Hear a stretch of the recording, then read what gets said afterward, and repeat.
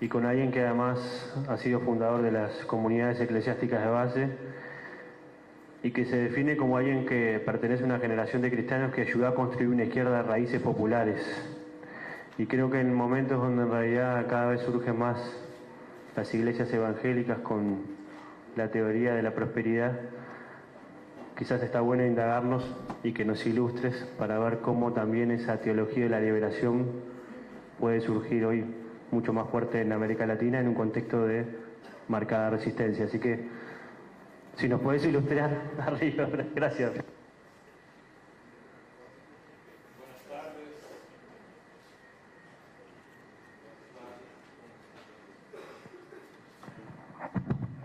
Bueno, agradeço a meu querido amigo Pepe Mujica por esta fraternal acolhida aqui, a Daniel, Chela e toda a gente de sua oficina por la invitação, a Sebastián, Guilhermo, que han corrido em aeroporto, a las 2 Anas que vêm de Galícia, que estão aqui em minha companhia este dia, enfim, a todos vocês por la presença. Eu vou empezar do macro para depois ligar ao micro.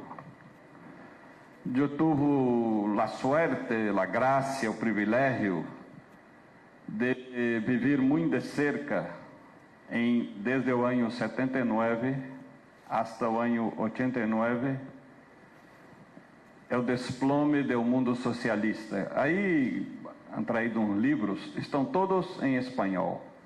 E é um deles que descreve isso em detalhes, que se chama Paraíso Perdido, por razões óbvias, né? Paraíso Perdido.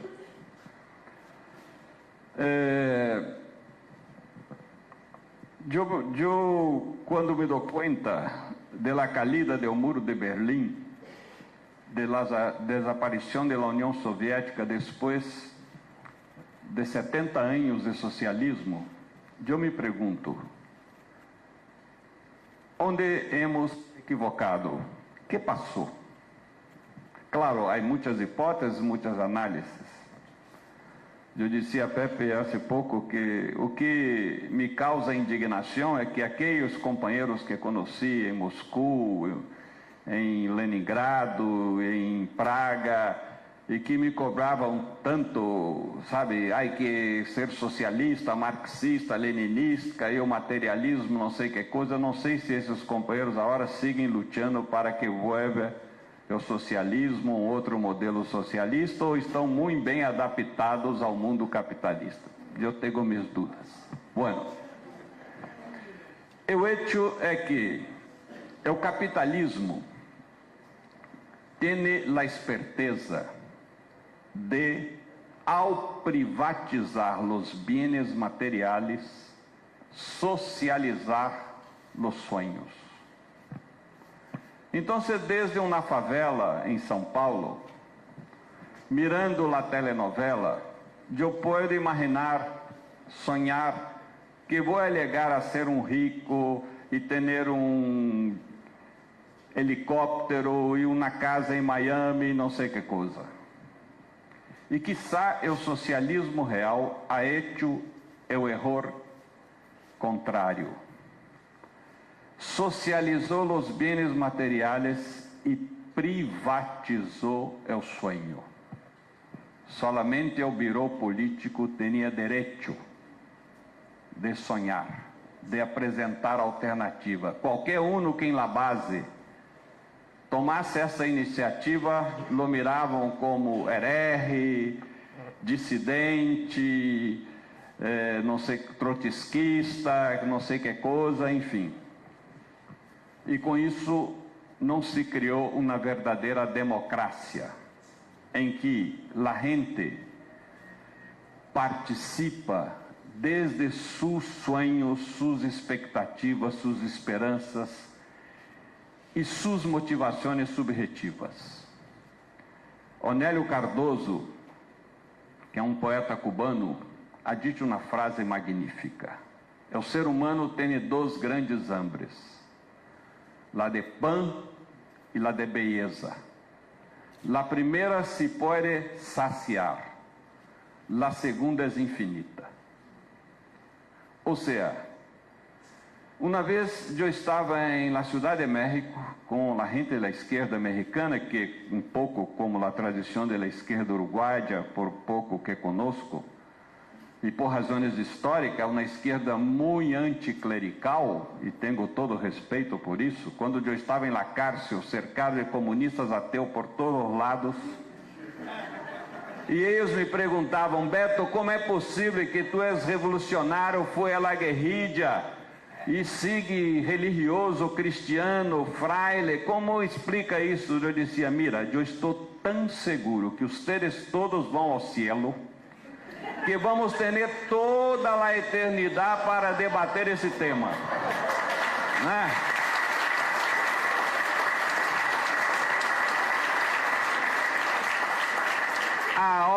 Agora temos que tratar de poner abaixo a ditadura militar. Depois vamos ter toda a eternidade. Estejam tranquilos, vão todos ao cielo. Então, a gente da esquerda em México me perguntou: Beto, como podemos fundar aqui um partido dos trabalhadores como esse de Lula em Brasil?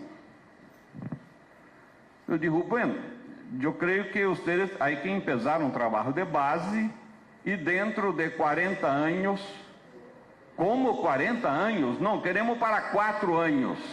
Bueno, 4 anos eu não conosco nenhuma receita. Eu sei que o PT de Lula é fruto de um trabalho de base que começou com Paulo Freire pouco antes do golpe militar de 64 e com as comunidades eclesiais de base e com os movimentos populares, e 40 anos depois ha sido fundado este partido, recorrendo toda esta matriz popular que se havia organizado durante os 21 anos de ditadura militar. Então, não é uma coisa, ou seja, isso para Lula ser elegido presidente, aí se somam os 40 anos. Não é uma coisa que se hace. Agora, há um detalhe. Ustedes aqui em México não vão lograr nenhuma vitória se ao lado de ustedes não está a companheira Guadalupe. Porque a gente de México é uma gente sumamente religiosa, devota de la Virgen de Guadalupe. E onde vai Guadalupe, vai a gente, não vai com ustedes. O que quero dizer com isso? Em América Latina, se perguntamos a um campesino, a uma senhora que limpa a casa, a uma cozinheira, o que pensa da vida, do mundo? Seguramente a resposta vem em categorias religiosas. Em América Latina, a porta da razão é o coração. E a llave do coração é a religião.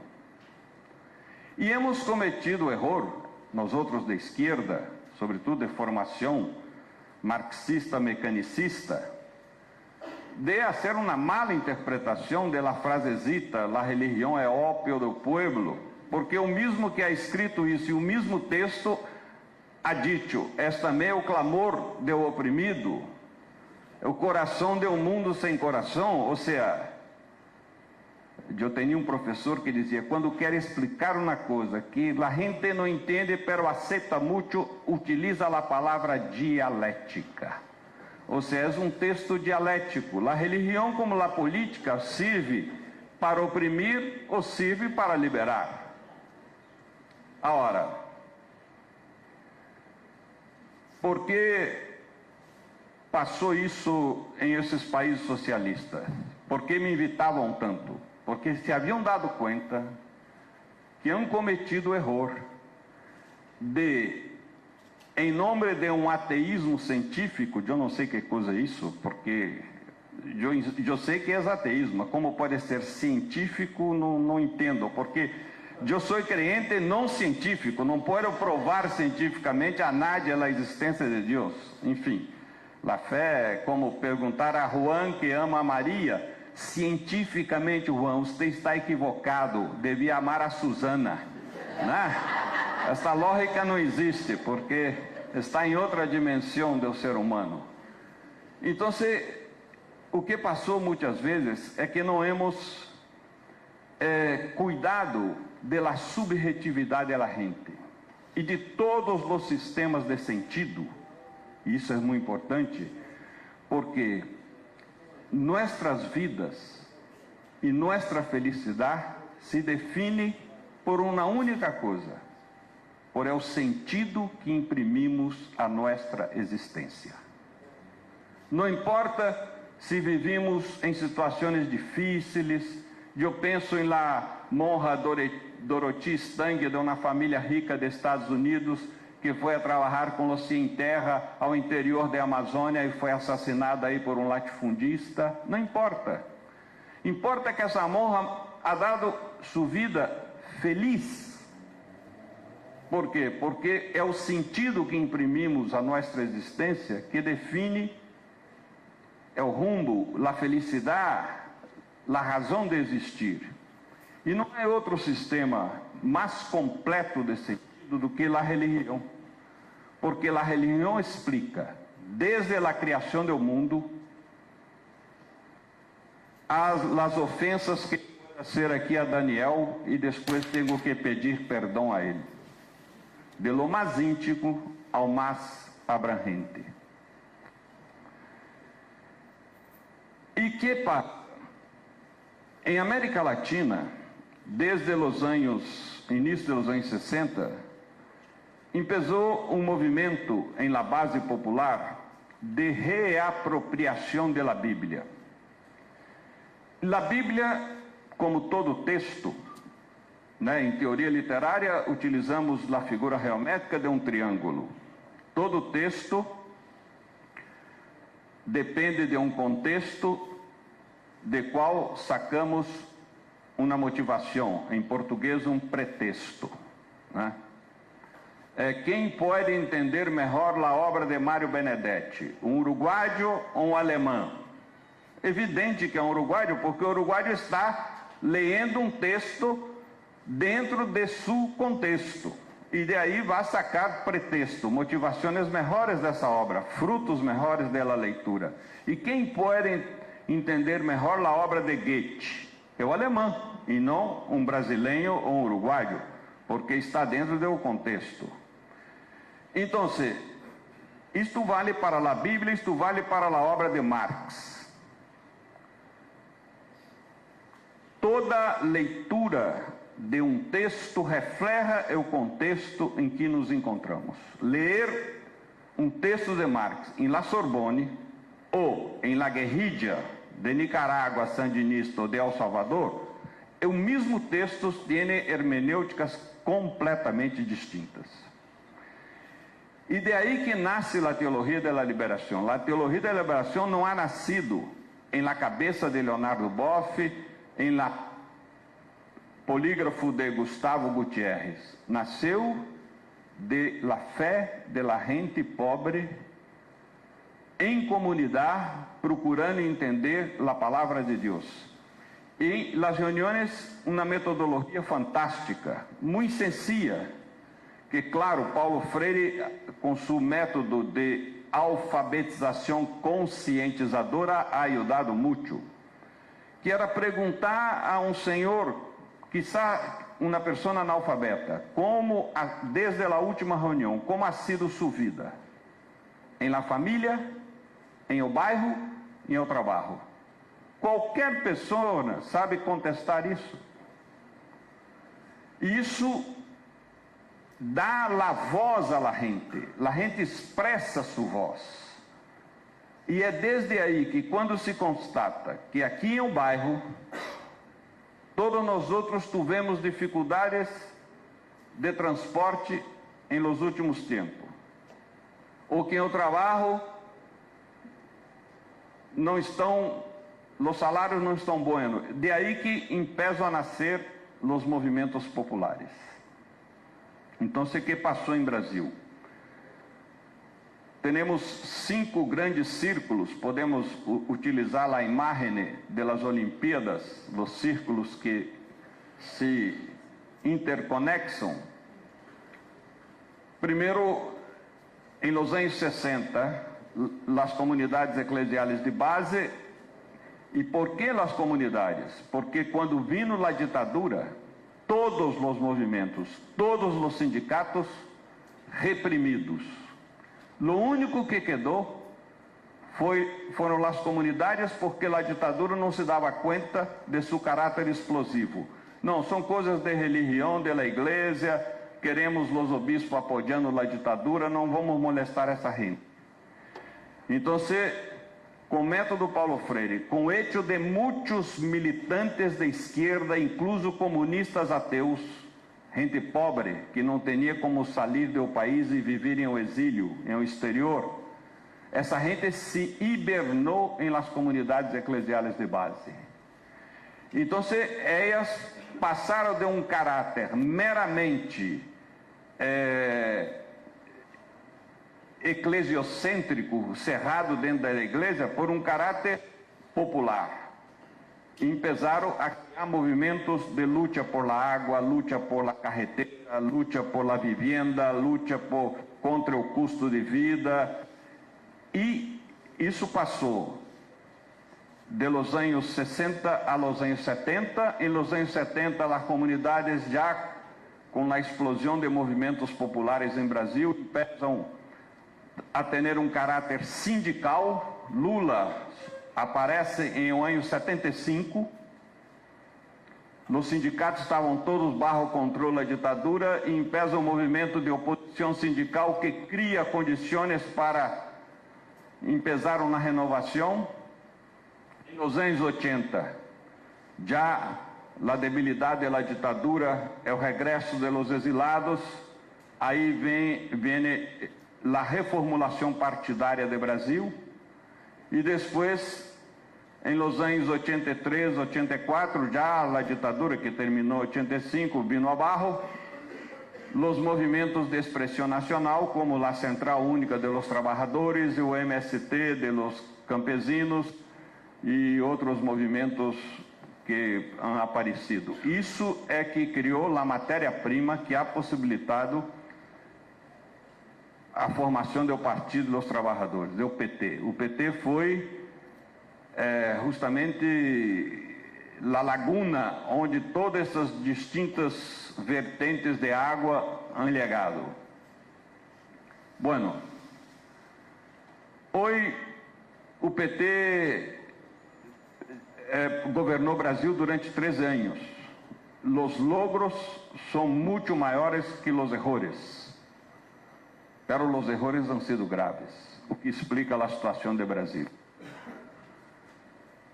Primeiro, falávamos disso agora antes de chegar aqui. Hemos tenido a ilusão de que estávamos em el poder. Não, estávamos em el governo. O poder estava em outras manos. As mesmas manos que seguem com o poder em Brasília. A mesma burguesia. Aqui há uma palavra equivocada, globalização. Não existe globalização, existe globocolonização, que é a imposição ao planeta de um solo modelo de sociedade anglo-saxônico. Então, é a burguesia globocolonizada de Brasil, porque tem seus sócios em los países metropolitanos. E, ao momento que chegamos ao governo, empezamos a distanciar-nos da base popular. Destes 40 anos de trabalho de base, não improvisados, com muita metodologia, com muita sistematização. Havia uma quantidade tremenda de grupos de educação popular por todo o Brasil. Esse trabalho ha sido abandonado. Não se hacía mais. Muitos companheiros da base se transformaram em funcionário público e abandonaram também, alguns, né? Porque eu aprendi duas coisas em 2 anos que estive no governo federal. Primeiro que o poder não cambia a nadie. Eu pensava que cambia. Não. O poder hace com que a persona se revele. Né?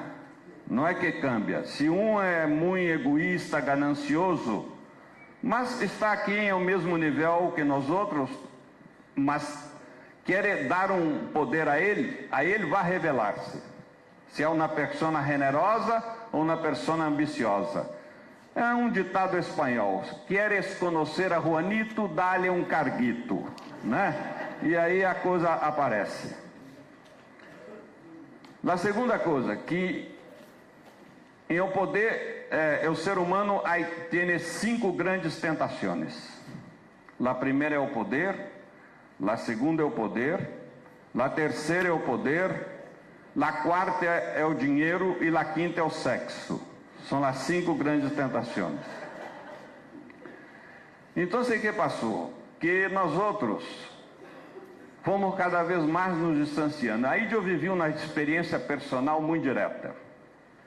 Eu fui invitado por Lula para trabalhar em um programa de uma capilaridade nacional em todas as capas sociais, chamado Hambre Zero. De los más chiquitos niños de escola, a gente de alta burguesia, toda a gente em Brasil queria participar de alguma maneira de Hambre Zero. E Hambre Zero era um programa emancipatório.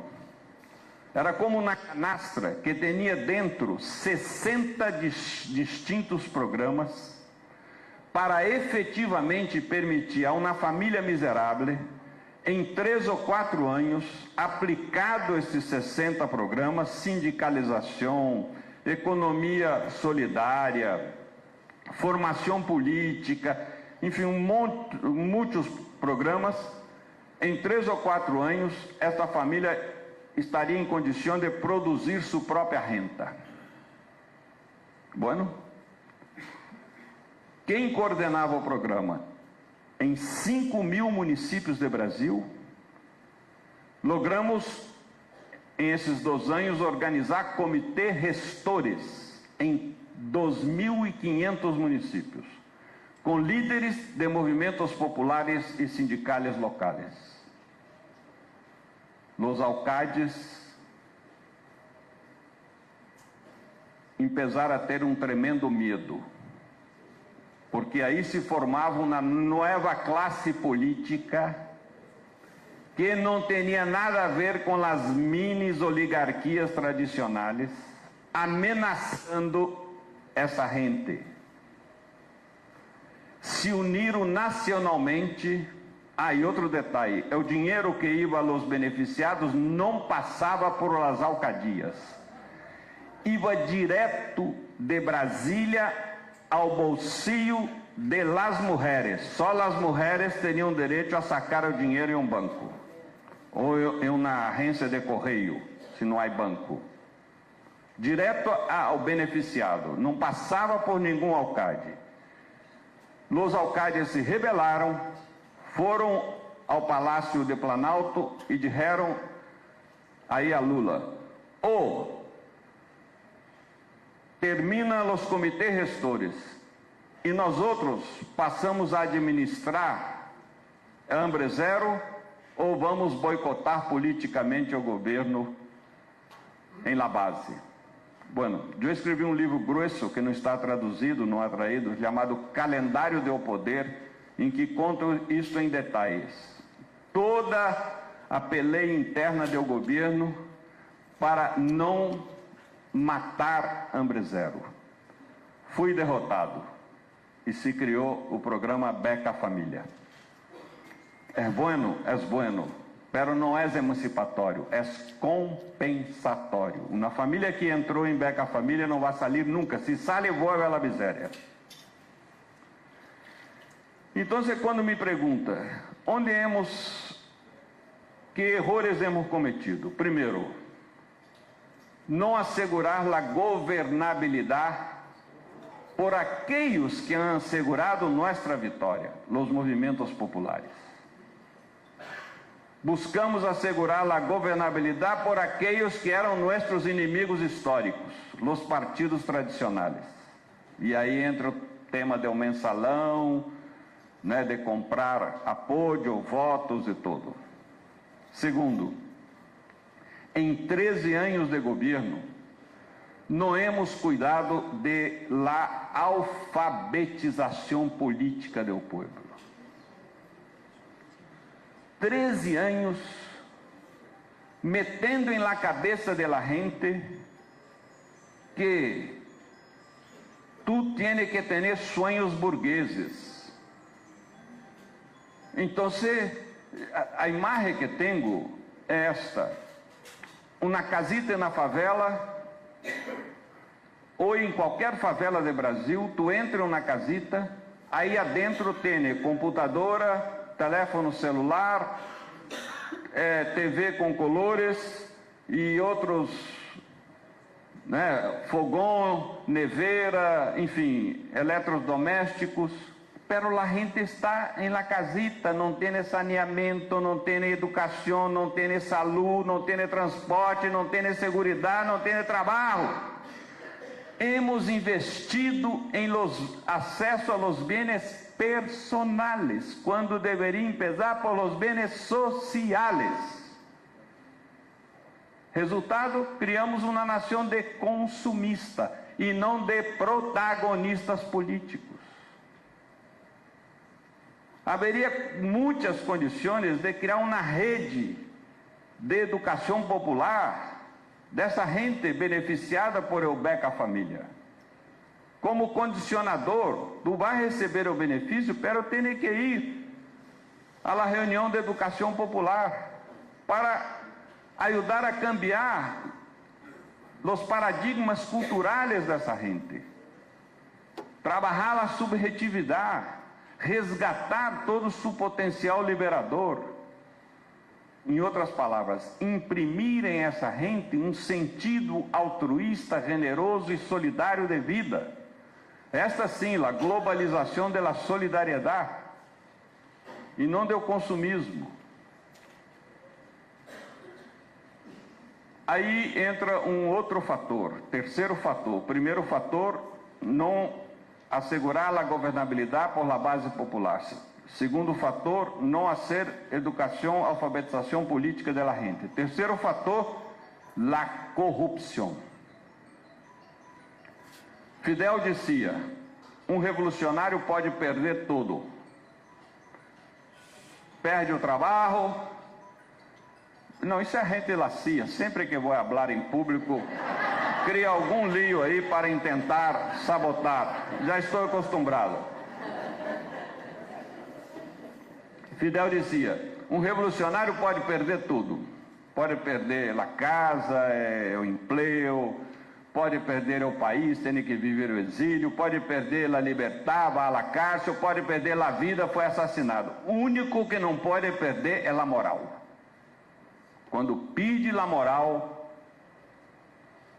é muito difícil resgatar de novo. É o sentido. E, lamentavelmente, não somente houve sim corrupção entre alguns de nós outros, não a maioria, alguns, mas alguns que são líderes, e o mais grave, não se hizo nenhuma investigação interna desta corrupção. Ao início do PT, quando era um partido pequeno, havia uma comissão de ética que era muito rigorosa, que incluso expulsou gente muito combativa, como Luiz Erundina, que depois foi alcalde de São Paulo, uma mulher muito íntegra, que hoje está em PSOL. Pero agora não há comissão de ética e não se apura todas essas denúncias. E todos nós outros dissemos, mientras o partido não hace autocrítica, não reconhece esses erros éticos, não vá avante, não vá adelante.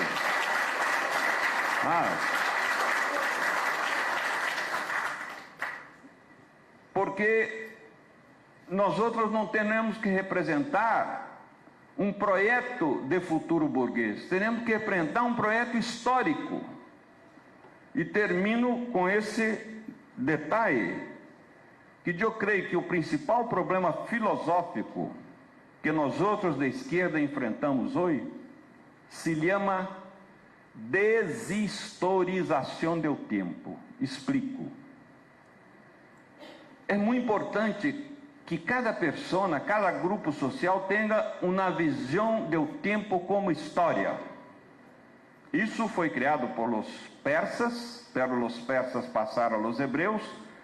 Como os persas não tinham muita boa propaganda, foram os hebreus que meteram em nossa cabeça o tempo como história. Você vai à primeira página da Bíblia, há um hecho surpreendente. Um Deus que para criar o mundo necessita trabalhar 6 dias.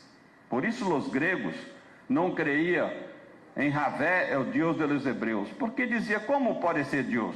Um verdadeiro Deus é onisciente, onipresente, onipotente e cria como nesse café instantâneo. Como vou crer em um Deus que necessita de 6 dias de trabalho para criar o mundo e no 7º está muito cansado e vai à praia?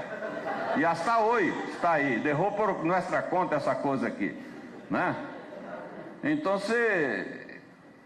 é que os gregos não han percebido que antes, e ao contrário do que dizia Marx, que a história pesa com a ação humana sobre a natureza, antes do aparecimento do homem, já havia uma historicidade que hoje está comprovada por a teoria evolucionista. Ou seja, há uma historicidade. Então, os 3 pilares do pensamento ocidental são judios. Por quê? Porque os 3 têm esse forte senso de historicidade. Por la ordem, Jesus, que em um mundo politeísta anuncia um Deus que, para identificar-se os demais, apresenta seu currículo vitae. Eu sou Javé, o Deus de Abraão, Isaac e Jacó, tenho história, e habla de um projeto histórico, é o reino de Deus, que a igreja pôs arriba, pero em la cabeça de Jesus estava adelante. Tanto que em o Padre Nuestro não pedimos, leva-nos a tu reino, não, ao revés, venga a nós outros tu reino. O reino é um projeto histórico. E por que Jesus, quando me pergunta, por que tu te metes em política? Porque eu sou discípulo de um prisioneiro político.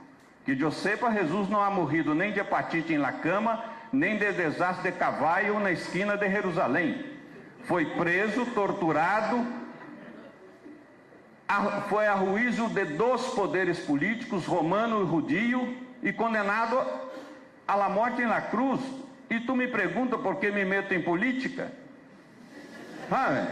Eu sou discípulo de um militante político, assassinado por 2 poderes, não somente por um.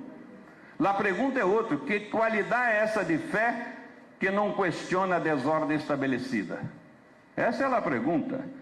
Então, é o segundo judio, Marx, para entender o sistema capitalista, necessita ir aí a comunidade primitiva e depois os distintos modos de produção bem caminhando aí por feudalismo, mercantilismo, para poder sonhar com o socialismo, o comunismo e tudo. E o terceiro, Freud. Se tu vai à terapia e pode falar um pouquinho de sua vida intrauterina, isto vai ajudar para hoje resgatar sua saúde mental para o futuro. Isto o neoliberalismo põe abaixo. Está na frasezita de Fukuyama: a história ha terminado. Esse, para mim, é o principal problema filosófico hoje. A deshistorização do tempo. Não há mais tempo, não há mais utopia, não há mais projeto histórico, não há mais ideais. É tudo aqui a hora. E hoje, Daniel pode ser guevarista e amanhã pode ser hitlerista. Sabe? depende da moda. E com as novas tecnologias de exacerbação do individualismo, porque já não necessito ir ao sindicato, ao grupo popular para me informar, a hora que eu ligo meu smartphone e já estou conectado com todo o mundo. Então, isso é um desafio político sério para nós outros. Como resgatar o sentido histórico da vida, a historicidade, a consciência que eu sou uma pessoa, que hago parte de uma família, que hace parte de um tempo, que hace parte de um pueblo, de uma nação, de uma classe social, e somos todos interdependentes, em todos os sentidos. Se não resgatamos isso, é muito difícil a utopia. Termino dizendo que duas coisas. Primeiro, que se queremos construir a nova sociedade, o homem e a mulher novos, temos que empezar de agora, e não chegar ao poder para depois empezar. Chegaremos viejos e vamos a ser uma nova casa vieja. O homem e a mulher novos têm que unir as duas dimensões da vida, a dimensão revolucionária objetiva e a dimensão revolucionária subjetiva. Ou seja, tem que ser filho do matrimônio de Ernesto Che Guevara com Santa Teresa de Ávila. Se logramos isso, vamos ter homens e mulheres novos.